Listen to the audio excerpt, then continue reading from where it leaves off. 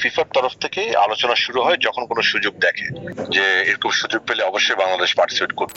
এশিয়ানে বাংলাদেশের আমন্ত্রণ পাওয়ার একটা খবর শুনতে পাচ্ছি ফিফা থেকে। এটা আমন্ত্রণ এক্সাক্ট ওয়ার্ডটা ইউজ করা ঠিক হবে না, তবে যেটা হয় এসব ক্ষেত্রে, যেহেতু এটা ফিফার তরফ থেকে আলোচনা শুরু হয় যখন কোনো সুযোগ দেখে, সো সেই আলোচনা শুরু হয়েছে। সো এটা অত্যন্ত ইতিবাচক বাংলাদেশের জন্য, বাংলাদেশের ফুটবলের জন্য, যে ফিফার তরফ থেকে আমাদের সাথে আলোচনাটা শুরু হয়েছে এবং আমরা আশা করি হয়তোবা 1-2 দিনের ভিতরে একটা সিদ্ধান্ত ফিফা থেকে পাবো ইনশাল্লাহ আমরা। ফিফা যদি এরকম আমন্ত্রণ জানায় আমাদেরকে, আমরা তাহলে কি ইনশাল্লাহ খেলতে প্রস্তুত কিনা, বা বাফুফে কি করবে তখন?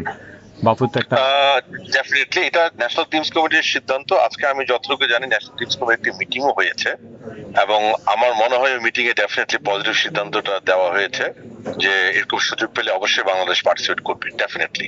তবে আমি যেহেতু ওই মিটিং এর ছিলাম না কিংবা ওই কমিটির সদস্য নাই, আমি এক্স্যাক্টলি বলতে পারছি না, বাট আমার সাথে সভাপতি মহোদয় এর আগে কথা হয়েছিল, তখন তো আমাদের স্ট্যান্ড ছিল যে ডেফিনেটলি সুযোগ পেলে বাংলাদেশ পার্টিসিপেট করবেই, এটা কোনো সন্দেহ নাই।